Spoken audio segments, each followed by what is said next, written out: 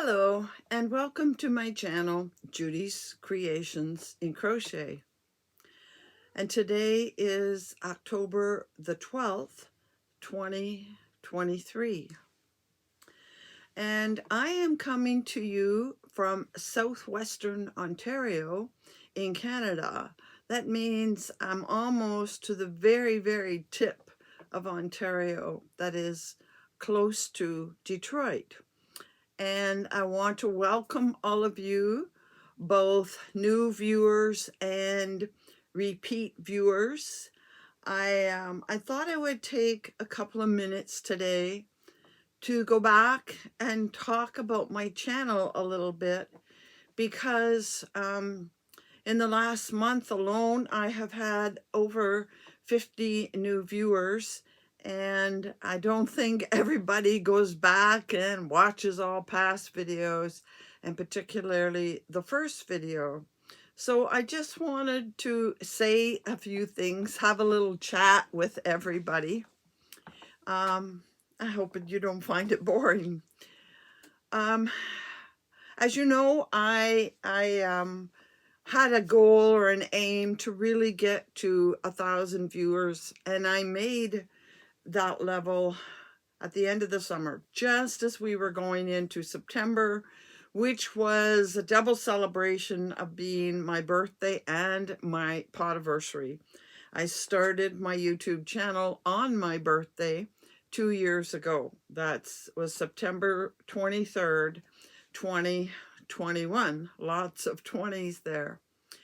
And I did say, although I haven't always stressed it, my main purpose in starting the channel was twofold. Mostly, I just wanted to share my love of crochet and anything yarn related, but mostly crochet. I mostly wanted to share that with you.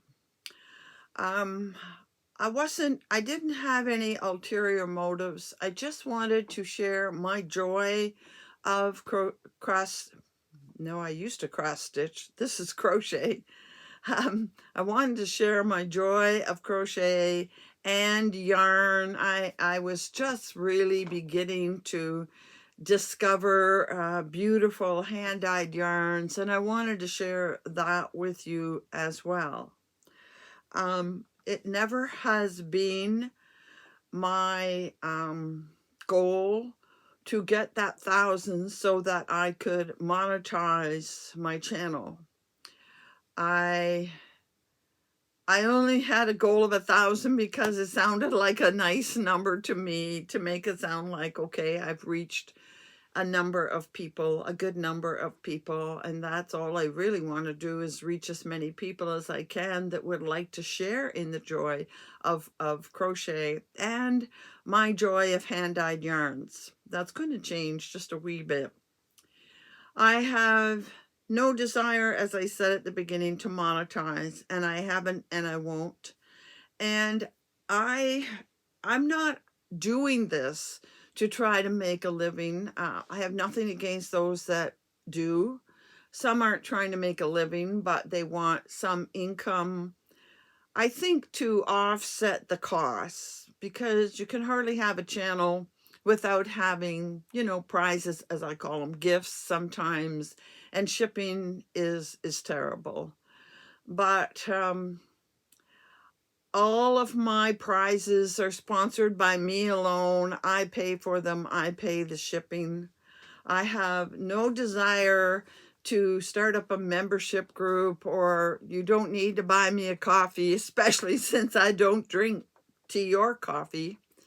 I have no real desire to sell merchandise. I guess I thought about it, but I decided no, I didn't want to be bothered with that either. I just want to come on each week and feel like I am sharing my joy of crochet with you, and you're sharing in that joy as well. I have lots of you tell me that you sit and crochet while you listen to me, and you look forward to my videos each week, and that makes me very, very happy.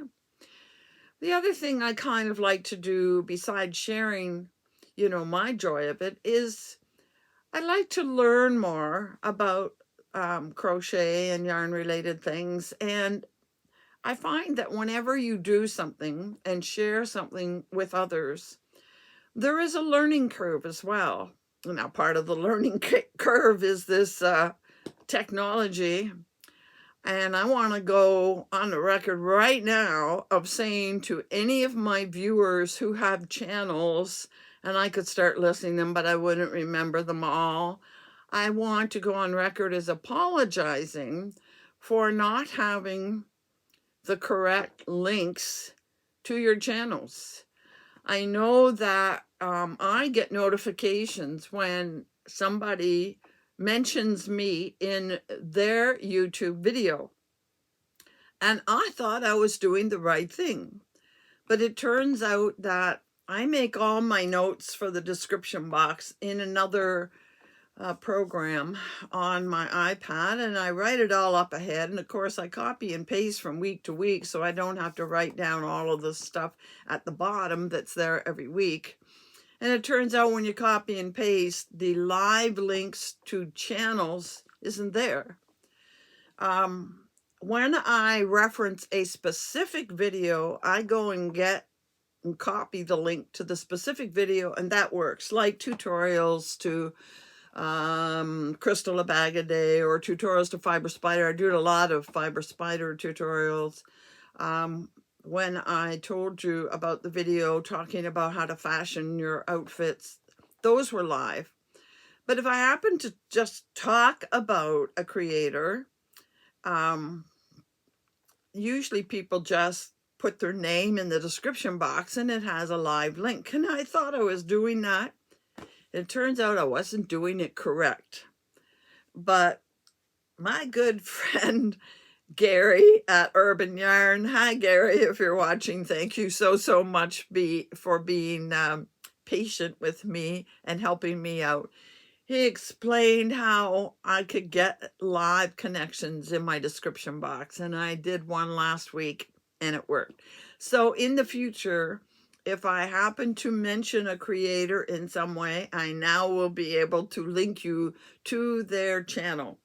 Just to their channel, not a specific video. So I apologize to those that haven't getting links. I like to do shout outs to all my friends in YouTube land. I think it is a very welcoming, warm, supportive community, these yarn lovers. And everybody tries to support each other. And I feel the same way. I want to support others out there.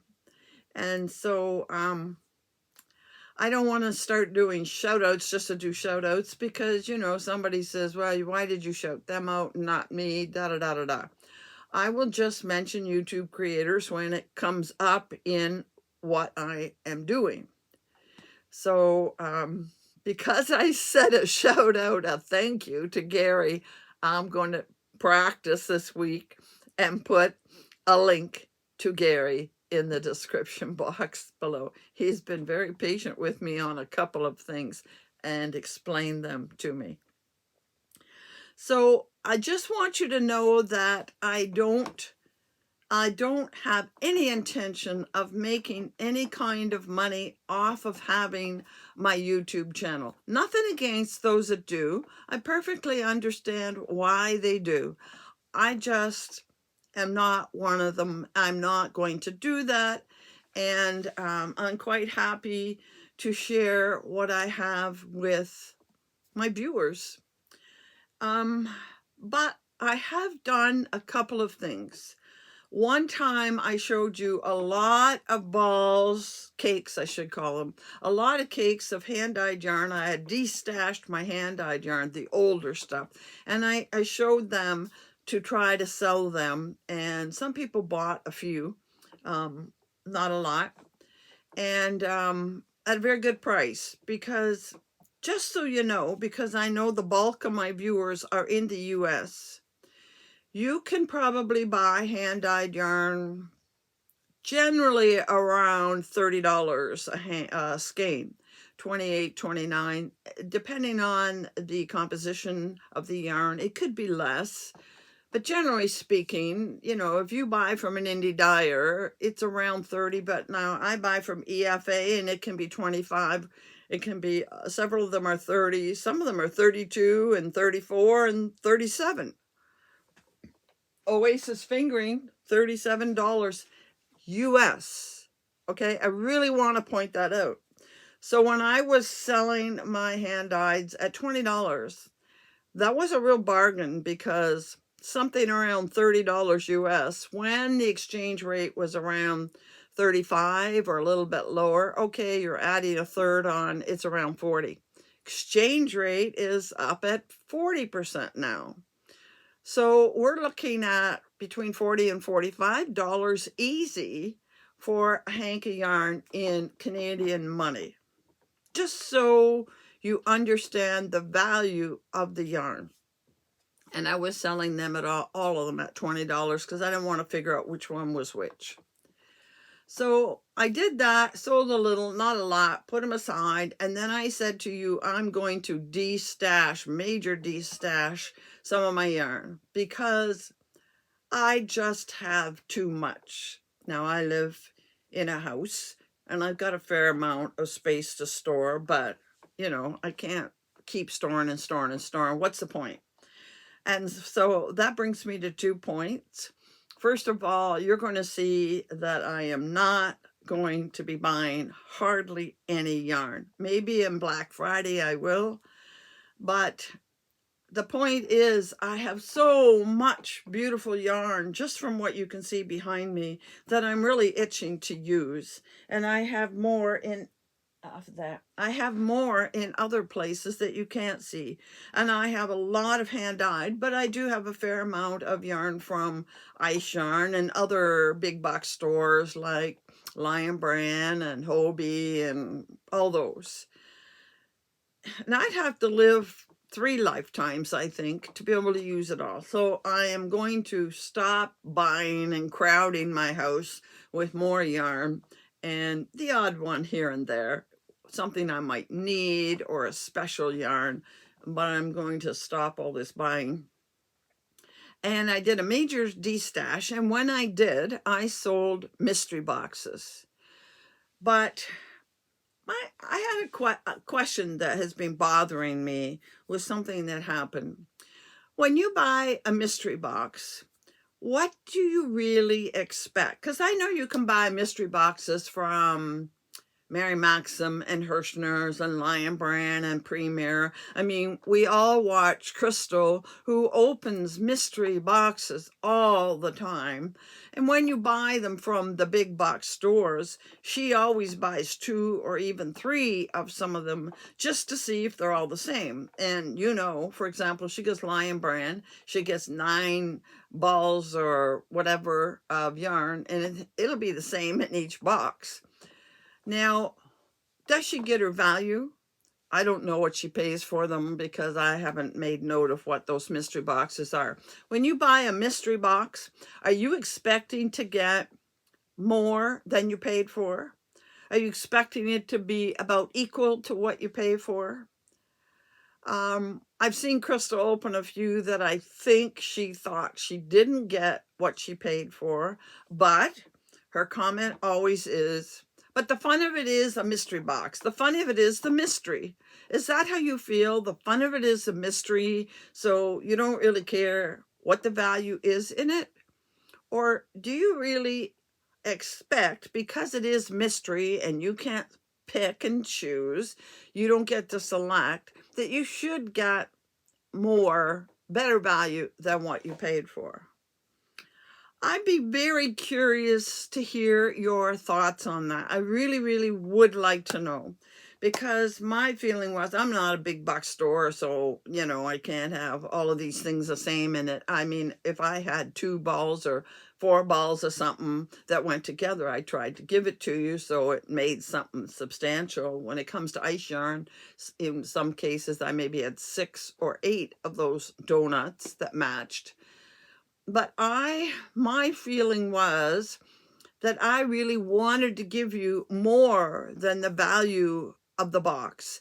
So I sold 40, 50, and $60 boxes. I'd say the majority of you bought a $60 box, and you got at least 2 hand-dyed yarns if you bought a $60 box. Well, that right there, the value, although I was selling them at $20 a cake, the value was at least $40 a ball. And if you got 2 of them, you were over the $60. Well, I wasn't going to send you a little wee box with 2 little cakes of yarn. I filled it. You got a big box. And sometimes I felt so bad that it was a lot of shipping. So because the shipping was high, I wanted to make sure you got good value for your box. And I'm sure even the $40 boxes were probably had, I don't know, $60 or more worth of yarn. And the $60 boxes, oh, easily they had $80, $90 value in the box. I just really wanted to destash and move the yarn. I didn't want it sitting there. And I wanted somebody else to have it, to enjoy it. So is that what you expect, is to get lots? And did you compare yourself to somebody else that got a box to see if you got exactly the same amount? I'm sorry, I did not check each box against each other. Some of them, were ordered weeks after the other, and I just filled it with what I had until it was stuffed full. And I would really like to get a little bit of feedback on what you do expect in a mystery box. And for those that got them, was I fair about it? I'm sure, 2 people that got a $60 box did not get the same amount of yarn. But how do you equate, say you can get 8 balls of ice yarn for $8.99, so you got 8 balls in your box, but somebody else got shawl on the ball, and shawl on the ball cost me $9.99. So which is a better deal?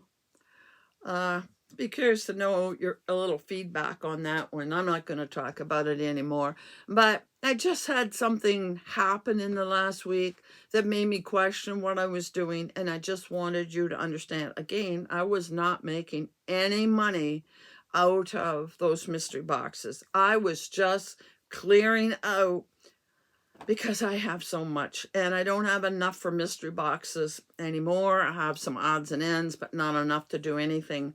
And my thought is, if people were happy, that I might try to destash again sometime in the winter, but I'm not sure how that'll go over. It may just be the hand-dyed yarns that I might sell. I still have some of those that I would like to sell. So enough of that.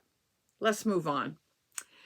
What am I wearing? I'm wearing the windsurfer shawl. I've shown it to you at least once, if not twice. It took 2 cakes of gradient cakes, and you alternate them every 2 rows. It's strictly a moss stitch with special instructions for keeping the yarn moving up the side. And on top of that, I did, if you remember, I showed how to style some of the items we make. So I thought I would show you one here. I used that special penannular pin. Has the hole here. It turns. See how it turns? And we talked about, yeah, you fling it over your shoulder, it won't stay. So why not just let it flop down? And that's exactly what I'm doing. I also have some FOs to show you.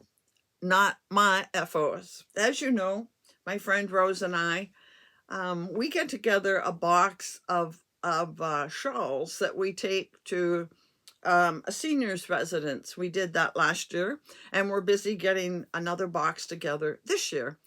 And this time, Bonnie has decided to join us in making shawls that she's going to add to our box that we will take to them in December. So she brought me over several shawls that she has made recently and said it was all right if I show her items. So I'm going to do that now. The first 2, I think they are, let me take a second look at them. I think they are the same pattern. No, they're not. I know when I hold them up that they aren't.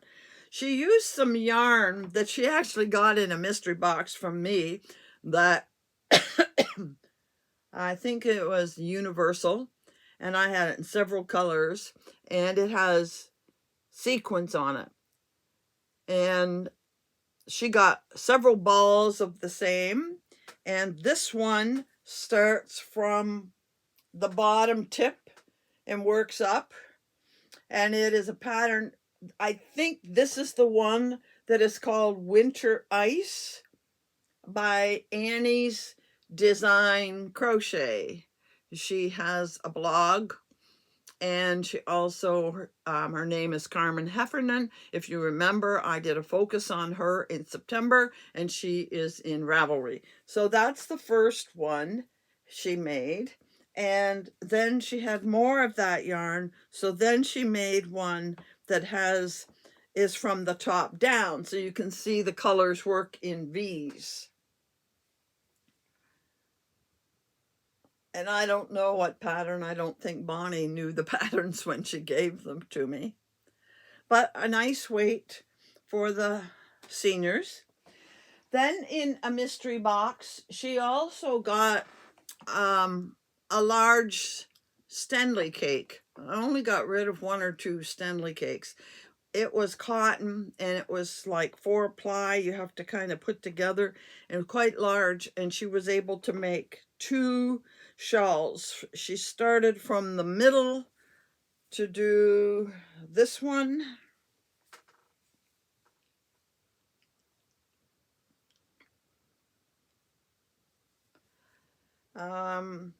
Again, she wasn't sure. That looks like one that's something in Windows, a fiber spider pattern, I believe, and I think this one is too. And this was from the outside of the cake. So the darker colors. And this one is a pattern by, oh, I know, and it's very similar to the Granny Merge, but it has a different number of rows, and I actually saw it, and I think this is another Annie's Design Crochet. But it is very, very similar to Granny's Merge. I think 2 or 3 people have done that pattern. And finally, she did one with a cloud cake. Now, I think a lot of you are familiar with the Karen cloud cake. It is so soft. It is a bit heavy. It is number 4, it says. I would have thought it was a little heavier than that. But anyhow, she did a pink cloud cake. And this one is bigger than her others. You're going to get people of all sizes. Quite heavy. Very straightforward, but she has added a nice, cute border. And Bonnie, I just found a tail. I'll put that tail in for you. Yeah, it's hard to, sometimes you miss those. But a very nice border.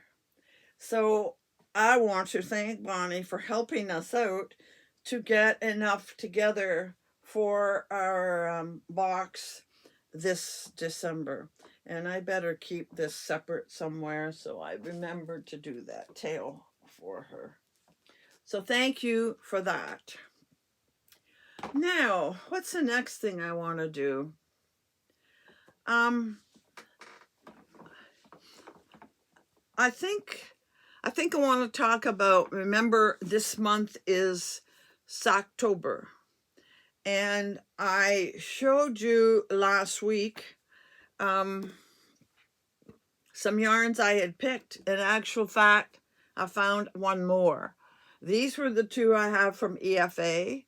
And I have another one that is considered a self-striping sock yarn. It has socks on it, so you know that it's meant for that. It's not as soft as these. You can feel the wool content in it.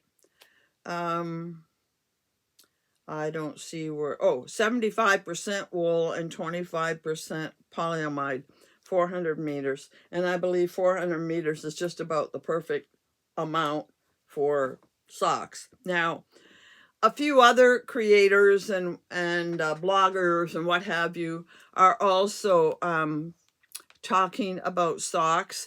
And as you know, I follow Karen Hooley, and she is doing a weekly update talking about socks this month. And Karen Hooley, by the way, has a number of sock patterns, and she also has two books. One is top down and the other is toe up, with two different heels and two different ribbing or something like that. So you can make four, with the purchase of the book, you can make four patterns. But anyway, so I'm sharing a little of what she has said. When I want to talk about socks each week. I haven't started because I just finished I was doing a test pattern for someone. I just finished it yesterday. And now I'm going to start another test pattern. This one's for Karen Hooley. It's a shawl, and it has to be in by the end of the month. So I'm going to do that test next. Then I'm going to get busy on my October cowl to make sure I get it done. And then I'll do socks. And I pretty much decided I'm going to do this one first. So I just want to share a few of the things that Karen had to say. And I have gone and done some more research looking for patterns. And I think I mentioned I saw Ron Strong, and he was talking about some of what Karen said.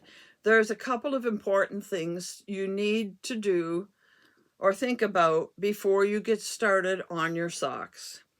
Ron said, as he did his tutorial is on Marley Bird, if you're looking for it.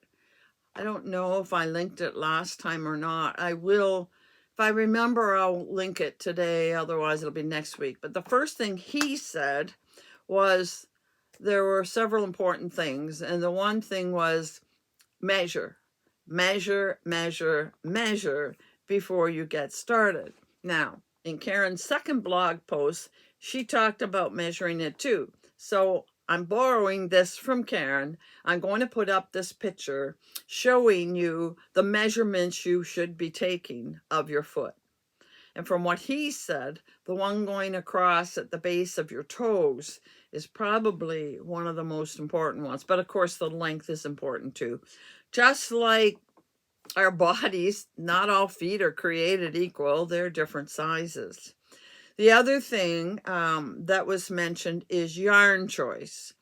Now, there are two things that you have to keep in mind when you're choosing the yarn.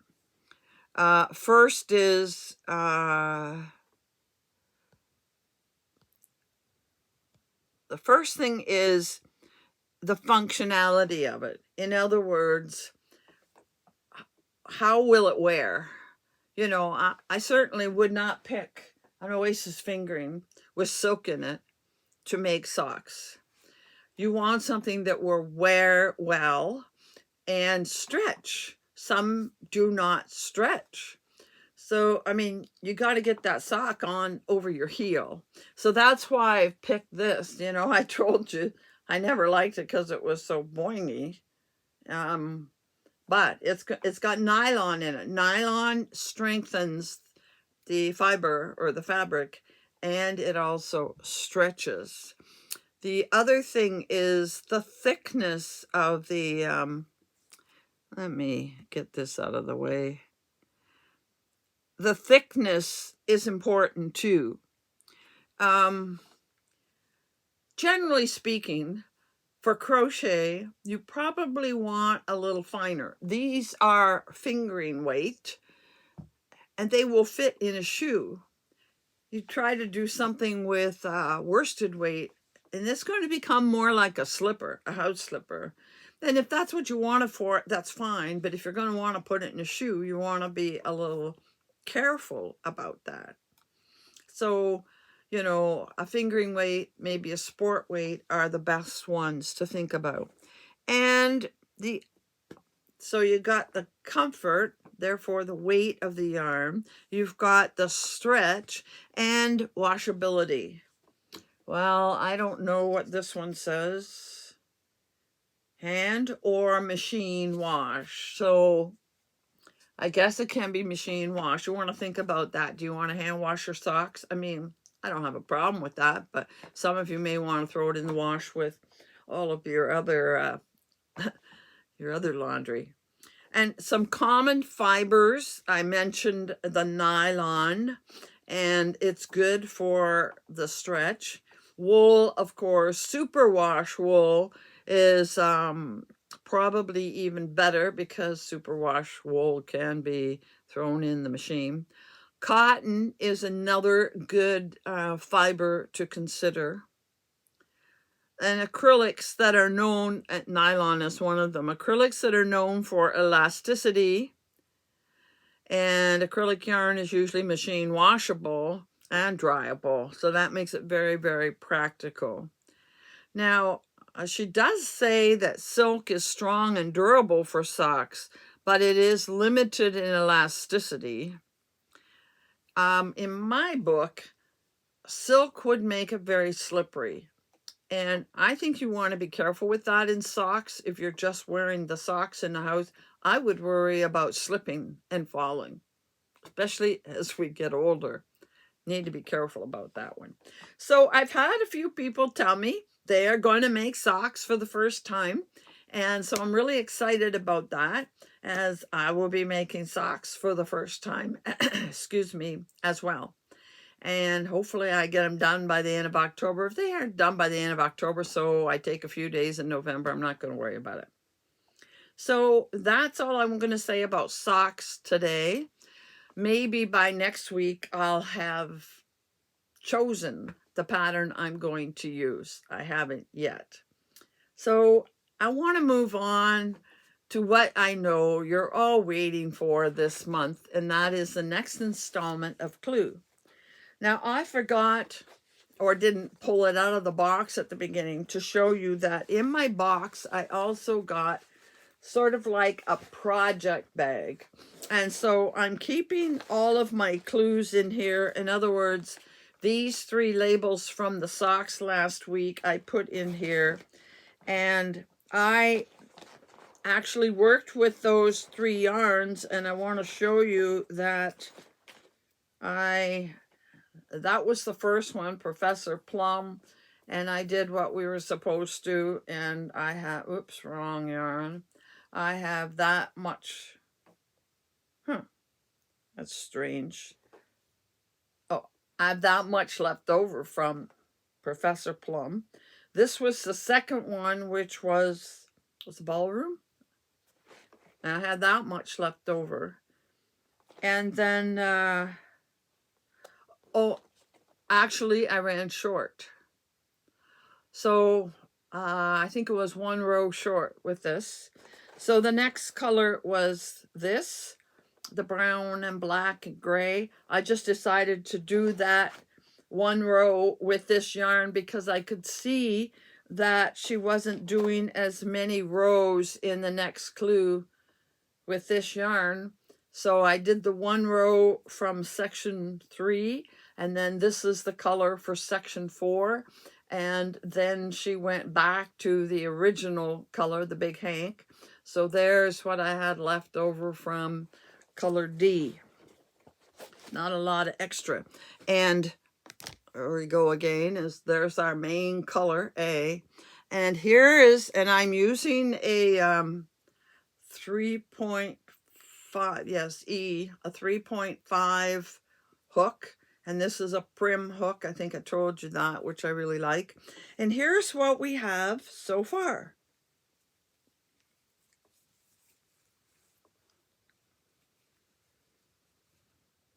So you can see we've gone back to the original color here. There we are. It's a pretty straightforward pattern, but I suspect the pattern is going to change to another stitch. We'll see. I'll find out. Now we're ready to open the next 3. So I have a pair of scissors here. And we are ready to open 5, 6, and 7 today. So here is 5. That's something else I have to do every week, is this to keep up. So here's number 5. I have a feeling every one of these is going to say it's a clue.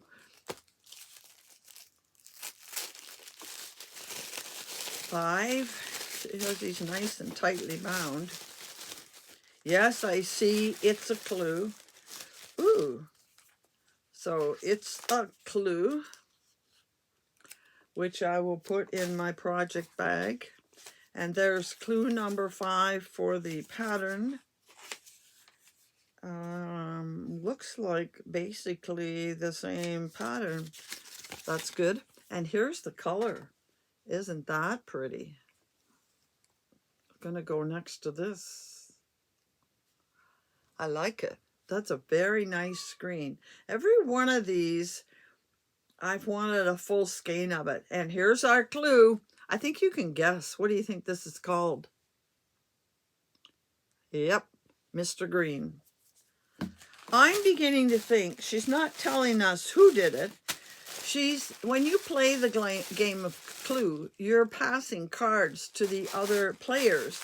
And by giving them a card that says Mr. Green, you're saying, oh, you have the card, so it can't be in that secret envelope at the end. So I think this is the same idea. We're being given those cards that tell us it can't be the secret at the end.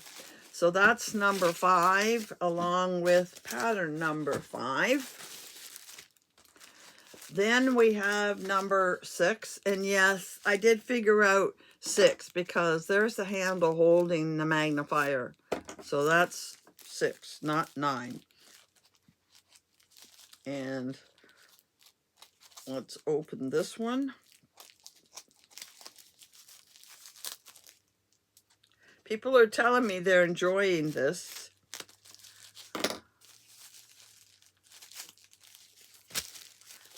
So number 6. Oh, we got another. I got to write on the back of that. That was number 5. Mr. Green. Yeah. And this one is another shade of green. Little bit different, darker. And there's my clue. And there it is. Oops, there's my pattern. It looks like a shorter, yep, we're just repeating some of the last. And there it is, and here's your clue. Billiard room. Okay. This section is very pretty. I'm going to enjoy working with these greens. And one more clue for the day. And that is clue 7.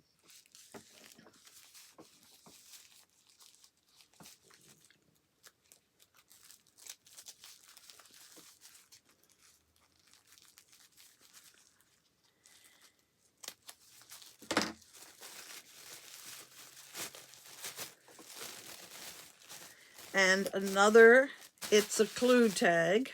There's our, it's a clue tag. And there's our pattern clue. And here is the yarn. Okay, we're starting to go from green into like a brick red or rusty red. And oh, we got another room here.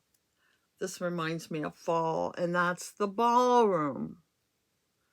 Okay, the ballroom.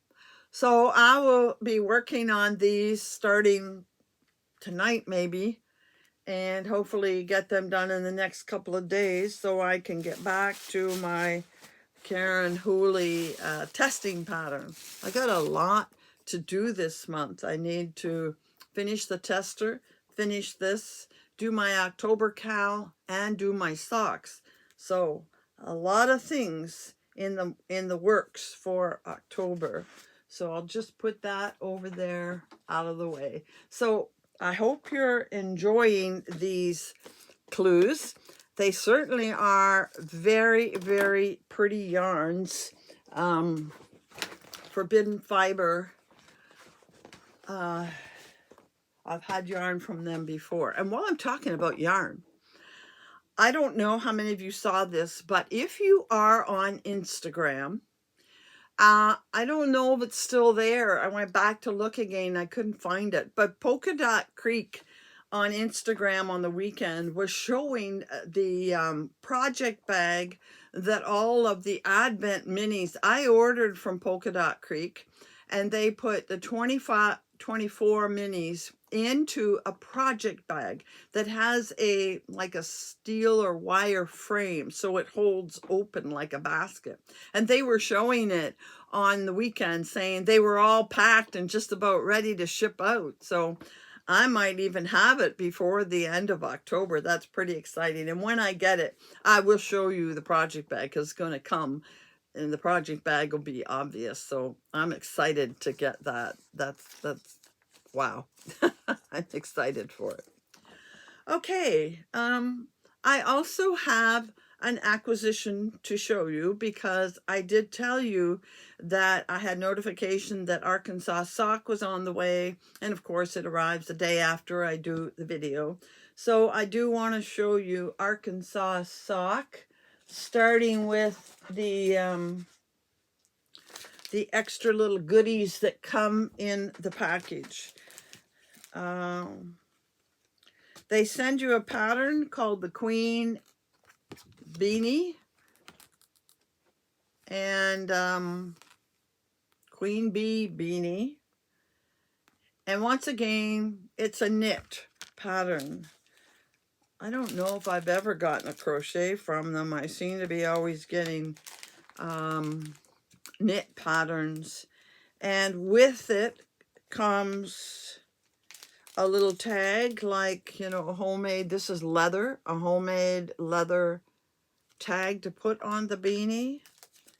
And it also came with a button. Now the button goes inside and it tells you how to make the button work, because it also comes with a pom-pom, black pom-pom. This doesn't feel like any other pom-pom I've ever had. It feels very hard. I said it feels like there's a cardboard box, and somebody else said it feels like there's a tennis ball in there. It's quite hard. So anyway, that's the pom-pom. And then of course we get our loose tea, and I don't drink tea. And it comes with 2 stitch markers. The first is a pink pumpkin. You'll see why in a minute. And there is the Arkansas shaped stitch marker. It always comes with 2 stitch markers. And the theme this month is Only Sweetly Creepy. Okay, Only Sweetly Creepy. And that means the yarn color is only sweetly creepy. And here it is. And this is my first time not getting sparkle. And of course I have 2 skeins of it. And I always have liked pinks and grays together. So this is going to make a shawl. It's enough for a shawl, and I like it. It's soft, but you know, the sparkle one seemed softer than this one. So I don't know. But anyway, it's yummy plush, and it has 437 yards in each skein. So that'll make something nice. And I'm going to find somebody to pass on the pattern to. I just lost the other pieces. Oh, there it is. Okay. And that. So I have somebody that knits I can pass it on to. So is that everything this week? I want to show you something I did start, but I put aside because I said I was going to do this, and I did start it, but then October came along and I had so many things to get done in October, I put it aside. I said, if you remember, I did do an asymmetrical scarf using one strand of mohair along with some a set of fingering mini skeins. And I said I really wanted to try making something with mohair by itself. Well, mohair is very, very thin, and there is the skein or the cake of the mohair. And I am using on purpose an extra good size. This is a 5mm furls hook. Be careful where I set it. And I am making a shawl. I'll sit back so you can see it. So it's going to be a nice fall color. I'll put it close so you can see the colors. And it's fairly open.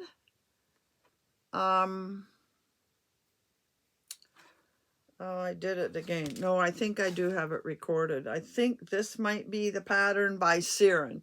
Last week I thought the pattern was by Siren, but it wasn't, and I corrected it in the description box. I'm pretty sure this is the one by Siren. It's very simple, 2-row repeat. And it's going to look nice, and it is so airy and light. So I'm sure somebody is going to like it, but I'm going to tell you what I have learned. I have learned that this isn't a problem to do with one exception. You do not want to make a mistake. And I unfortunately have made a mistake in that corner point and done the wrong thing twice. And I very carefully had to frog an entire row. And you want to do that carefully because you can see all of this halo. Mohair is very, very fuzzy, and you have to do it carefully. So I have to keep telling myself, pay attention so you don't miss that stitch. So otherwise, it's not hard to work with, but in my opinion, I won't be doing anything with this mohair by itself again. There are other mohairs that have silk or things in it that are a little bit heavier, or I have some Angora mohair, I think that's heavier. If I had used 2 strands, this would have been maybe nicer to work with and a little heavier, but oh man, if I'd had to frog that, I think that would have been worse.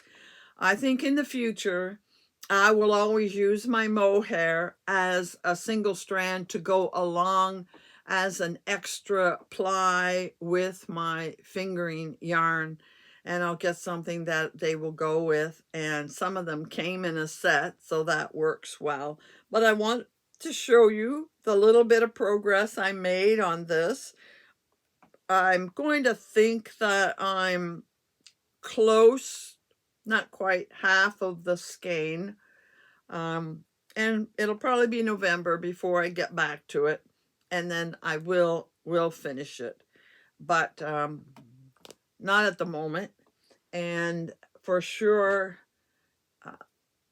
personally, some people may enjoy this, but personally, I'd rather put the mohair as another fiber along with the fingering. That worked really, really well. Even when you had to frog it, it wasn't as temperamental as the mohair by itself. So I think I've covered everything I've got sitting here.